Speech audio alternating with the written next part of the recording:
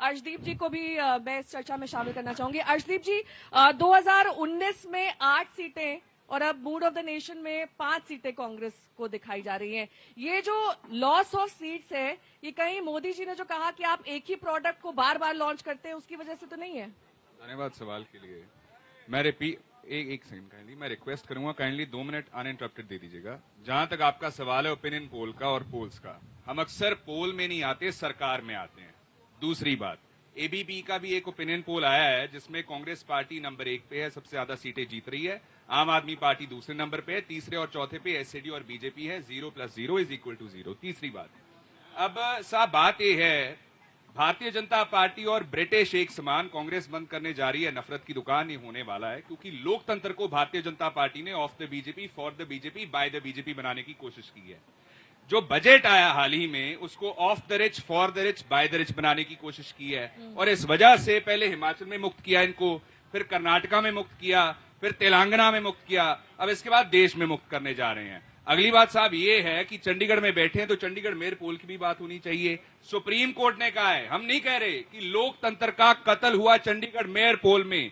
दूसरी बात ये भी कहा गया है, जो प्रिजाइडिंग ऑफिसर थे, जो बीजेपी के एक्टिव मेंबर है, has been an office bearer of the Bharatiya Janata party, कि उन्होंने बैलेट्स को खराब किया, जिसके बेसिस पे इंडिया ब्लॉक की 8 वोट्स को इनवैलिडेट कर दिया गया।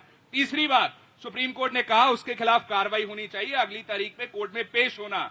चौथी बात कि जो प्रिजाइडिंग ऑफिसर ने किया, और मेयर पोल में अगर ऐसी चीजें होंगी तो भारतीय जनता पार्टी असेंबली पोल्स में, लोकसभा इलेक्शंस में क्या क्या कर सकती है उसका अनुमान आप लगा सकते हैं। और पांचवी बात, ऑपरेशन लोटस कहां नहीं हुआ, एपी में हुआ, एमपी में हुआ, गोवा में हुआ, मणिपुर में हुआ, महाराष्ट्र में हुआ, और बहुत सारे सूबों में हुआ। दूसरी बात, एजेंसीज का दुरुपयोग, आईटी का, ईडी का, सीबीआई का, क्यों 95% केसेस जो ईडी रजिस्टर करती है ऑपोजिशन पार्टी के लीडर्स के खिलाफ होते हैं।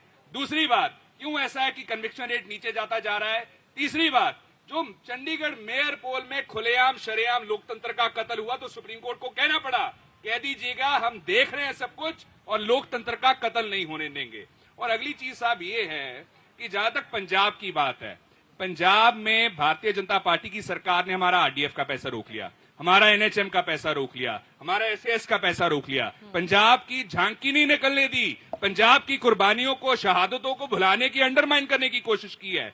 पांचवी, भारतीय जनता पार्टी जब वर्ल्ड कप के मैच हुए थे ना, हमारे पास इंटरनेशनल स्टेडियम्स हैं मोहाली में, उसके बावजूद एक मैच पंजाब को नहीं दिया, लेकिन नरेंद्र मोदी स्टेडियम गुजरात में फाइनल भी उनको दिया, बड़े बड़े मैच भी उनको दिए। तो ये वितकरा नहीं है, स्टेप मदली ट्रीटमेंट नहीं है पंजाब के साथ, तो और क्या है। दूसरी बात, इसी वजह से 1.5 सीटों पे लाके भारतीय जनता पार्टी को पंजाब ने खड़ा किया। और जो मैं नफरत की दुकान की बात कर रहा था, उसका शटर पक्के तौर पे 1.5 क्यों कह रहे हैं? 1.5 इसलिए कह रहे हैं जी, 2 है वैसे, वो आते कम ही हैं तो 1.5 पे रह जाते हैं। दूसरी बात ऐसा भी है, एक चीज और बताऊंगा, लास्ट चीज कहूंगा, नफरत की दुकान को पक्के तौर पे पंजाब ने शटर लगा दिया, ताला मार दिया है। ये शटर 20-25 साल खुलेगा नहीं, और ये 400 करते हैं, एक 0 एक्स्ट्रा लगा लिए गलती से, वो भी हम याद करवा देंगे। और एक और चीज बताऊंगा, जेटली साहब का बयान, भारतीय जनता पार्टी के 10 साल और भारतीय जनता पार्टी का बजट, इन तीनों में एक सिमिलैरिटी जरूर है,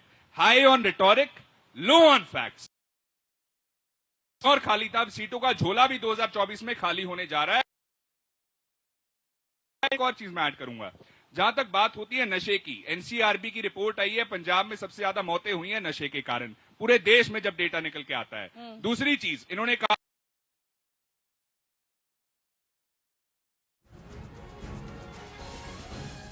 ऑनरेबल हाई कोर्ट ने आम आदमी पार्टी की सरकार को लगा। दूसरी बात, मुझे थोड़ा समझना, सॉरी आपका काम है लेकिन मैं समझना चाह रहा हूँ। मुझे अभी तक समझ नहीं आया कि आम आदमी पार्टी के प्रवक्ता बोल रहे हैं कि कांग्रेस के प्रवक्ता बोल रहे हैं, या इंडिया अलायंस है या नहीं है। मेरे को ये कंफ्यूजन हो रही है। आपकी जो सवाल है वो राजीव जी से है या फिर आपके सवाल? देखिए बताता हूँ उसका कारण। अब नशा मैं बताता हूँ आपको किस पे सवाल है।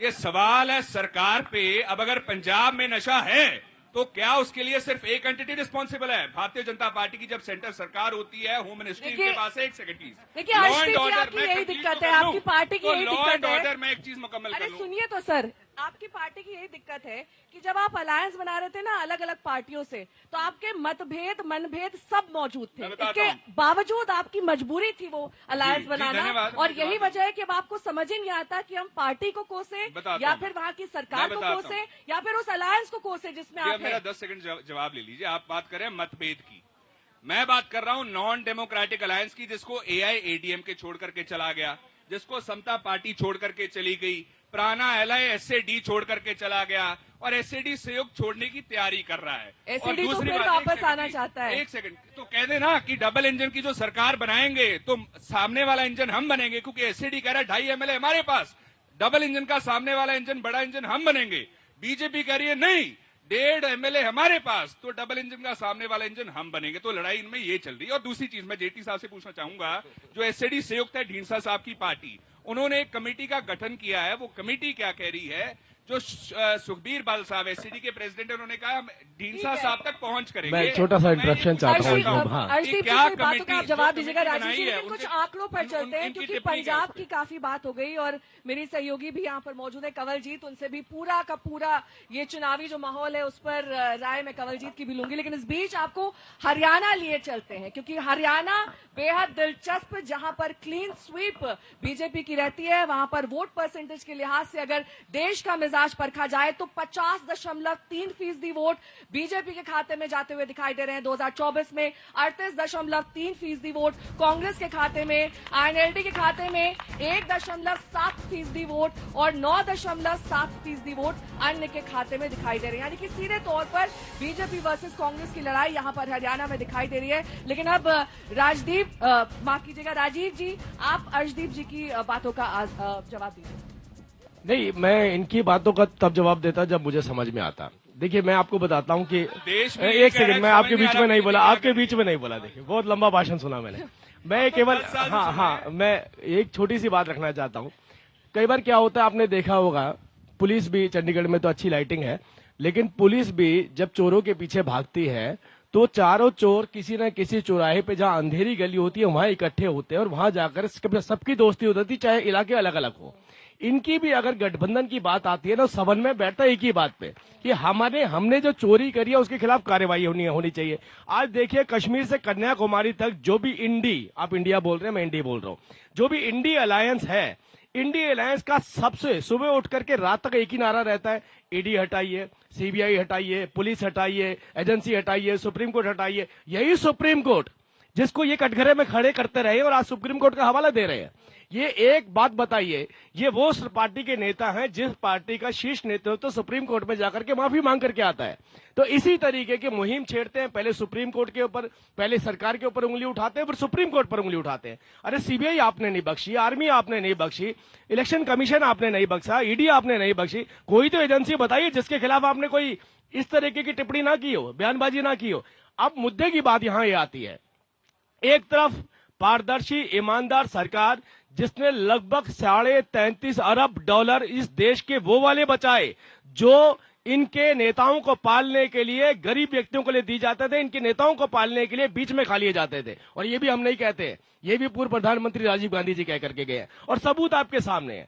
इस देश के अंदर अगर छत देने वाले प्रधानमंत्री गरीब व्यक्ति को है 4.5 करोड़ लोगों को, तो भी देश के प्रधानमंत्री नरेंद्र मोदी जी। और मैं खुली चुनौती देता हूं, कोई भी राज्य क्यों ना हो, खुली चुनौती देता हूं, 10 पॉइंट ऐसे लेकर के आ जाए, वो कृषि पे ले आए, ग्रामीण क्षेत्रों में लेके आए, गरीब पर लेकर के आए, अमीरी पर लेकर के आए, सड़कों पर लेके आए, पानी में लेके आए, रेलवे में लेके आए, किसी भी क्षेत्र में, और हमसे बता दे 15% से भी ज्यादा काम किया हो। अगर कोई भी आंकड़ा लाके दिखाए, मैं खुली चुनौती देता हूं। और आज नहीं, मैं कहता हूं तैयारी हो क्या है, अभी आपका कार्यक्रम चल रहा है, 2 घंटे का वक्त है, ये आंकड़े मैं सामने रख के जाता हूं और ये अपने आंकड़े रख करके लग दे।